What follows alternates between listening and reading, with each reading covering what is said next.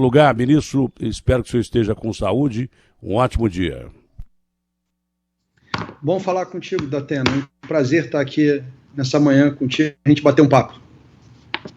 Bom, a nossa entrevista de hoje é o que a gente já previa, né? Hoje a Polícia Federal está nas ruas com operação Primeira Parcela, que mira pessoas que receberam auxílio emergencial indevidamente, né? Uma operação, inclusive, que tem apoio da CGU. O que o senhor pode falar sobre isso, ministro? Bem, Datena, a gente iniciou um trabalho, como a gente já conversou aqui outras vezes, muito dedicado a esses recursos, porque são 257 bilhões de reais que o governo investiu no pagamento do auxílio emergencial. O programa quase inicialmente 300 é um sucesso. bi, hein? Quase 300 bi. 300 bi, 257. Caramba. Perdão, 182 bi. Eu errei. 257 milhões de pagamentos para 62 milhões. Eu achei o do... mas chegou a 250 com a prorrogação, né? Com a prorrogação chegou a 250. São quase 300 bi. Muito dinheiro. São mas 257 milhões de pagamentos. Semana passada mesmo eu conversei com o ministro Onix da Cidadania e ainda havia perguntas sobre fraude. Ainda havia pergunta que o ministro e o Barreto detectaram como fraude. Então, essa operação visa isso. Pois não, ministro? Só um ponto importante é o seguinte. A gente verificou aí 5,8% pago com irregularidades. Essas irregularidades nem sempre são fraudes. E isso é importante a população entender. Só para você ter tem cara que recebe ideia, sem saber. A gente tem às vezes sem saber, e também pessoas que solicitam, e que quando a gente vai verificar, ele não cumpre as condicionantes do programa por muito pouco. Vou te dar um exemplo claro aqui. A nossa equipe colocou um dos limites para o pagamento é que a renda familiar não pode ser superior a 3 salários mínimos. O salário mínimo hoje está R$ 1.045. Nós colocamos o valor com 1 centavo a menos do somatório de 3 vezes R$ 1.045, né? Que dá R$ 3.135 aí. Botamos R$ 3.134,99. Quando a gente coloca esse valor com 1 centavo a menos, você já tem 4 mil famílias ou 4 mil solicitações que estariam fora ou dentro conforme a diferença de 1 centavo. Então tem muita gente do limite, que, né? Quando você pega... Exatamente, tem muita gente quando você pega a renda familiar, que também você pega até 3 salários mínimos e pega também que ela não pode ser superior a meio salário mínimo per capita. Às vezes está ali o meio salário mínimo, está em 570 e poucos reais, quando você bota 580, já entra 100 mil pessoas. Então a gente tem que ter um cuidado grande, que são pessoas que também necessitam muito. Eu imagino que R$2 a mais de renda per capita não vai deixar a pessoa mais pobre nem mais rica, e elas são colocadas fora do sistema, fora das condicionantes do sistema. Então isso é importante. A gente teve aí uma perspectiva, um levantamento inicial de 5,8% de problema. Os estudos que o IBGE fez mostram que o recurso atingiu os 80% mais pobres da população, então o programa é um sucesso. Agora, ocorreram fraudes, principalmente de fraudadores profissionais que utilizaram o CPF de pessoas falecidas. Nós estamos estudando, verificamos alguns problemas, como, por exemplo, no atestado de óbito de algumas pessoas não constava o CPF. E esses casos passaram pelo CPF não estar. Então, nós estamos fazendo uma verificação junto aos cartórios para verificar se esse erro é sistêmico, se foi um erro pontual. Então, está sendo feito um trabalho, e a Polícia Federal agora, mudança de lei, está indo para cima das quadrilhas. Teve mudança de lei no meio do caminho, né? Por exemplo, de que candidatos que não podiam receber com um patrimônio de 300 mil ou 1 milhão, mas de repente essa lei foi implantada no meio do caminho, os caras passaram a receber, mas a lei foi nova, então, teoricamente, o cara não fraudou o sistema, não é isso? Esses aí não tem nem muita discussão, né? Eu acho que isso aí vai... Quando você escreve uma norma, você não consegue pensar em todos os casos. Esse é um dos casos. A gente colocou como rendimentos tributáveis. Normalmente essas pessoas que têm patrimônio alto têm rendimentos não tributáveis, porque não recebem participação nos lucros, coisas do tipo. E aí já é uma burla. É uma questão de consciência cidadã, do cidadão parar para pensar que esse é um esforço grande que o Estado está fazendo, se endividando para ajudar os necessitados. Não pessoas de alguma forma vai pegar fraude maior do que se imagina, porque a própria notificação do cara já não é uma notificação real, né, de muitos casos, não estou dizendo que todos, mas aí é uma fraude em cima de outra fraude. Vai pegar gente que devolveria o auxílio emergencial, mas que vai pagar junto à Receita o que não estava pagando normalmente, porque o caso vai ser investigado, não é? Vai ser investigado. A gente tem aí já, esse é um outro lado bom que você citou das devoluções, né? Muita gente já devolvendo, nós já somamos aqui 187,5 milhões de reais devolvidos. Né? Já são 170 mil beneficiários que devolveram os recursos. Então já é um fato importante também. O dinheiro tem muita gente honesta, né, beleza? Tem muita gente honesta. Graças a Deus, nosso país tem muita gente honesta. A maioria é honesta, Datena. Infelizmente, nós temos uma pequena minoria que não é honesta. A gente está falando aqui só o trabalho feito pela Controladoria, em parceria com o Ministério da Cidadania, do ministro Onyx, com a Dataprev. Nós já conseguimos barrar 4,5 bilhões de reais em pagamento. Isso é muito importante também, são 4,5 bilhões que poderiam ser desperdiçados. Peraí, Vinícius, sabe o que é? Eu estou recebendo uma ligação aqui do Davi, que é biomédico, né? Mas é um dos maiores infectologistas do mundo. Eu liguei para ele para falar de um problema particular, mas o Davi está me ouvindo? Estou te ouvindo bem, Datena. Tá dando para ouvir o Davi aí, ô gente boa? Tá dando para ouvir o Davi aí? Doutor Davi, foi anunciada hoje uma grande notícia que a Pfizer-BioNTech dá como 90% de eficácia à vacina produzida pela Pfizer-BioNTech. Nós estamos muito otimistas com as vacinas que estão sendo desenvolvidas no mundo. São mais de 170 vacinas em fase já final de fase 3, pelo menos 11 vacinas. E todos os números que falam de segurança e de eficácia são otimistas. Agora nós esperamos o final dessa fase 3 para ter as conclusões e aprovação dos órgãos reguladores. Não deixa de ser uma boa notícia. Agora, por outro lado, doutor, só para encerrar, não era esse o objetivo de falar com o senhor, é um problema particular mesmo, em relação à cirurgia que eu fiz, mas o lance é o seguinte, por outro lado, alguns países como a Dinamarca, Itália, acho que Espanha e Holanda, já anunciam uma mutação séria desse vírus. Até que ponto essas vacinas que estão sendo preparadas e que estão aí em fase já de aprovação ficam comprometidas, doutor? Eu não acredito, porque quando você fala em mutação genômica, você tem 30 mil bases, que é a formação de um vírus. E o que está aparecendo cientificamente, que você tem uma mutação que ela tem uma pequena representatividade.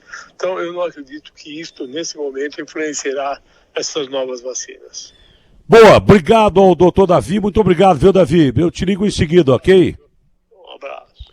Obrigado. A gente que sofre um infartozinho precisa ligar para o médico de vez em quando, né, doutor? Para fazer os ajustezinhos, né? Mas deu para ouvir o que ele falou, né? É importante. Olha que bela notícia essa da Pfizer-BioNTech, você viu? Ótimo. Que boa notícia. Então, se essa vacina está com 90%, nós temos que torcer primeiro para que as vacinas aí de Oxford, que vai ser aplicada na Austrália também, e que nós temos convênio com a Fiocruz, com o governo brasileiro, que é a vacina da China, que está sendo estudada pelo Butantan aqui em São Paulo, que é a vacina da Rússia no Paraná, que é a vacina do raio que o parta. Eu não me interessa se é a vacina da Rússia, da China, da Inglaterra, da Pfizer, que é um laboratório alemão. Não me interessa de onde vem a vacina. Eu duvido que o comunista não vai tomar a vacina da direita e que o cara da direita não vai tomar a vacina da esquerda. É vacina, velho. É aquela história. É de graça e salva a vida até injeção na veia. Não é, menino? O senhor não pensa assim também?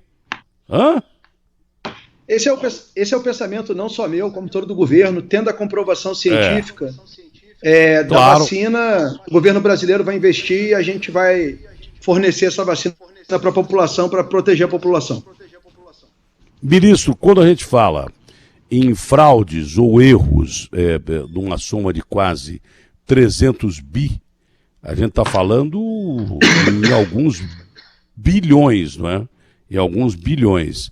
Então, não só é importante você pegar o fraudador mesmo, porque até o crime organizado começou a fazer empresa de logística com telemarketing aí de crime organizado para receber grana. Então, a partir do momento... chegaram, o cara que acha que criminoso é bonzinho, chegaram a atacar agências do Banco do Brasil e agências da Caixa que iam pagar o auxílio emergencial. Então não tem criminoso bonzinho. E tem já o cara que é estelionatário, o cara que não faz parte do crime organizado, e tem o esperto que recebe o dinheiro e fica quieto. Mas a maioria do brasileiro é honesta e devolveu o dinheiro. Agora, esses que não devolveram vão responder a crime federal, né, ministro? Sim, aqueles que não devolveram, os valores acabam que individualmente são baixos, né, Datena? A gente está indo muito atrás, criminalmente, das quadrilhas que se organizaram para fraudar e tentar trazer. Exatamente. Os valores pequenos, nós estamos indo atrás de cada cidadão, né, tentando fazer com que ele se conscientize na devolução do dinheiro. E no caso dos servidores públicos, nós estamos abrindo processo contra aqueles que receberam indevidamente. Muitos nós temos muito caso de servidores que constavam na última base, eles não eram servidores ainda, tomaram posse praticamente durante a pandemia, então ele fazia jus antes e passou a não fazer. Então ele está devolvendo o dinheiro que ele recebeu depois que ele fez. Então os casos estão sendo estudados. Quando a gente vai estudando os casos da Datena, a gente vai vendo que a tendência de fraude vai se diminuir bastante. Nós temos aqui uma previsão de que 3,9 milhões de pagamentos foram feitos de forma indevida, por não se preencher os requisitos do pagamento, mas eu tenho certeza que muitos são casos que não são fraude. A pessoa fazia jus ao programa, ou arrumou um emprego, ou foi aprovado no concurso público, e a partir daí perdeu o direito, essas pessoas estão iniciando suas devoluções. Ministro, o senhor é um autêntico estraga-roda, né? Porque o senhor, onde aparece, sai correndo bandido para todo lado. Esse é o grande detalhe. Não só em relação ao auxílio emergencial. O sujeito vê a cara do ministro, o cara sai correndo.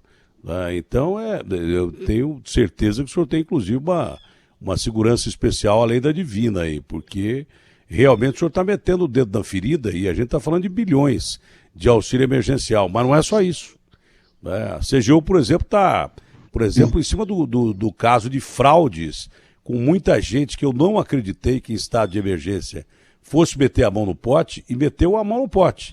Por exemplo, empresas como a Madeiro e a Vivo já foram multadas com multas pesadas pela CGU. Não é? E depois eu vou entrar num outro assunto, o senhor já pode responder as duas colocações ao mesmo tempo, com fraude em hospital de campanha, fraude em compra de respirador e daí por diante. A gente sabe apenas o começo da história, mas pelo dedo dá para saber o tamanho do gigante, não, ministro? Sim, a gente fez um trabalho em relação à utilização dos recursos dessa área emergencial que nós tivemos, do Covid-19. Nós fizemos, como eu te expliquei da última vez, um levantamento nos 278 maiores municípios do país, e a partir daí passamos a acompanhar todas as compras realizadas e também as características das empresas que estavam sendo contratadas. Verificamos empresas que não possuíam endereço, que não possuíam funcionários, que não possuíam condições mínimas para prestar aquele serviço, e juntamos isso com os valores cobrados e passamos a ter um levantamento junto com a Polícia Federal e outros órgãos de defesa do Estado, quase que direto. Muitos casos nos chamaram a atenção, quando vários fatores de risco coincidiam, a gente passava a atuar numa investigação mais aprofundada. Já deflagramos aí 40 operações, temos cerca de outros 40 investigações em andamento, de casos que chamam a atenção. Eu sempre falo, não estamos acusando nenhum gestor público de fraude, pode ser também conluio entre empresas, Aqui nosso objetivo nunca é ir contra ninguém, o que a gente quer é defender os recursos públicos, fazer com que esse recurso suado chegue em quem realmente necessita.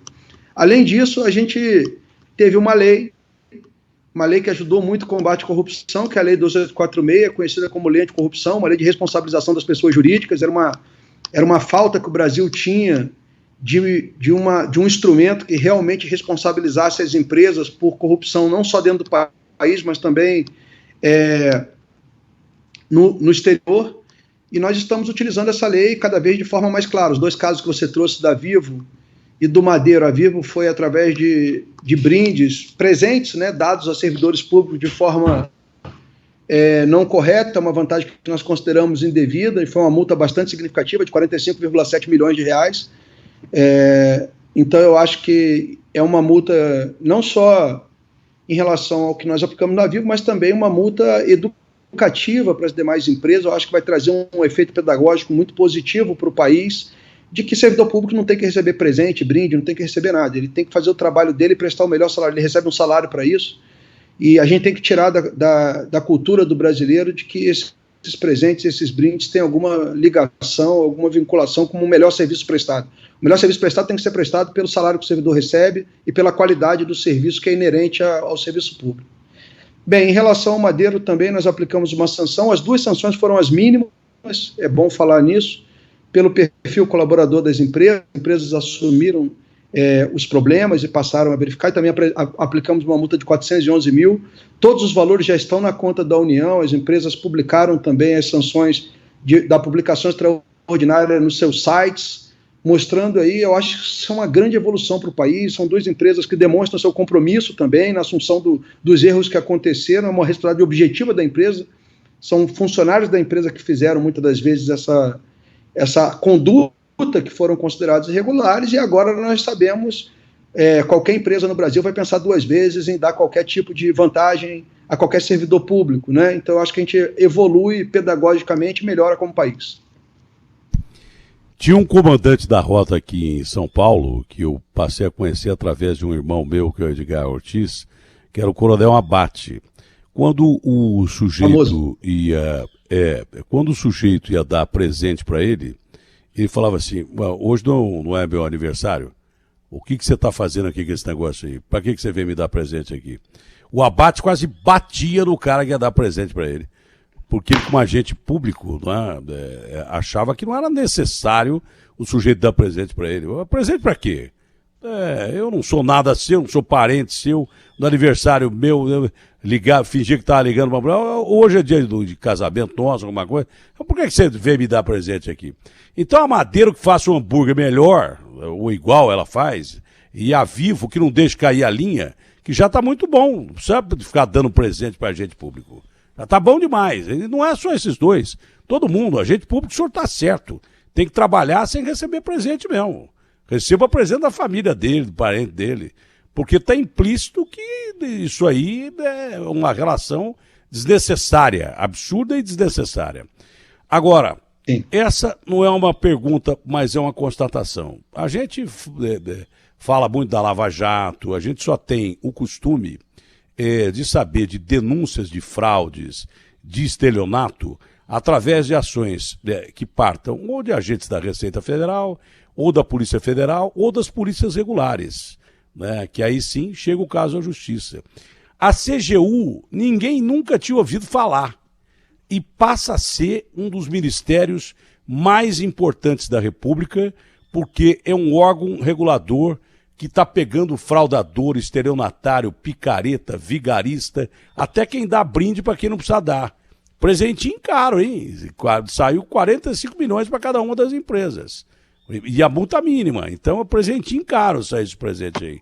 Então a CGU tem uma importância enorme, o senhor tem uma importância enorme, claro que com a sua equipe, ao Estado brasileiro, porque nós gastamos quase tudo que a gente tinha do PIB, tudo que a gente ganhou do PIB, a gente gastou para poder comandar a pandemia, isso depois do pior ano econômico que o Brasil teve.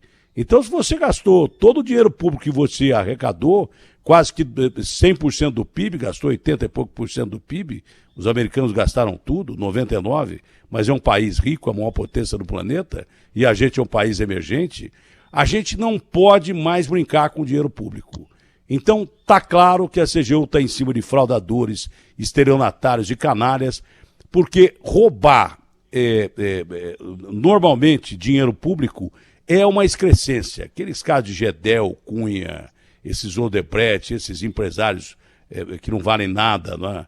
Nós temos grandes empresários no Brasil. O Brasil tem grandes empresários, tanto que mesmo tendo gente roubando, gente que não vale nada, o Brasil hoje está entre as 10 maiores potências do mundo. Deu uma empobrecida razoável depois da pandemia, mas o mundo empobreceu. Significa que nós temos bons empresários. Estou metendo pau em todos os empresários, não, porque muitos dão emprego e a maioria dá emprego é honesta, decente e trabalhadora. Quem não é vai pagar por isso. Agora, está claro que o seu ministério está de olho desses caras e todos atuando juntos, os órgãos reguladores normais, que eu já disse, né?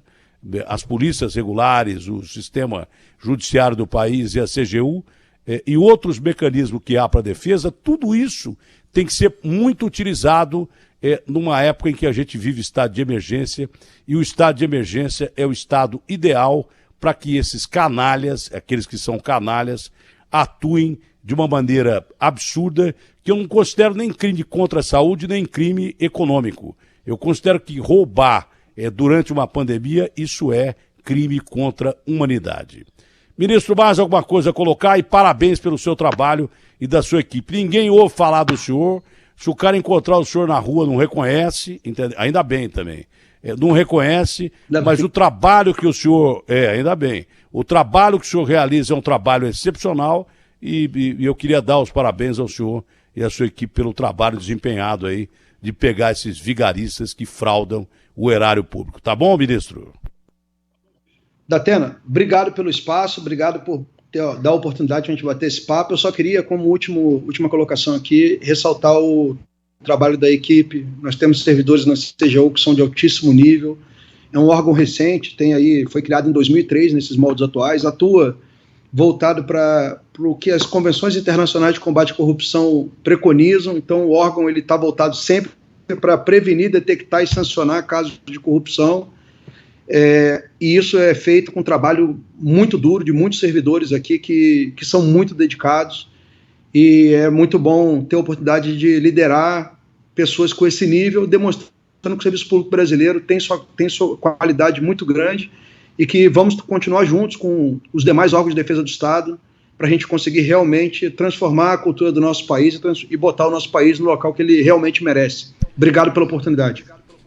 Só para encerrar, essa operação não se esgota hoje, ela é contínua, não é? É claro que é uma operação pontual, mas ela não se esgota hoje. O controle continua sendo grande em todos os sentidos. E o balanço dessa operação, já há algum balanço dessa operação ou o balanço vai ser anunciado aí no final do dia ou coisa parecida? Vai ser anunciado depois, Datena. Nós já temos essa aí, a 41ª operação, né? Já tivemos 40 deflagradas, provavelmente vão vir as informações posteriormente com a equipe. Eu, como ministro, só coordeno, não sei de nada internamente do que está acontecendo nas investigações, fica com as equipes de investigação. Ô Garrafa, para de sussurrar no meu ouvido e pergunta, inventaram o microfone para perguntar. Você fica sussurrando, eu não entendo o que você fala. Pergunta direto para o ministro, por favor. Não, essas daí são as imagens da operação da Polícia Federal de hoje que a gente está exibindo aí também. Então, é grande coisa. Perdeu uma grande oportunidade de deixar o ministro trabalhar. Ministro, um abraço grande, um ótimo dia ao senhor.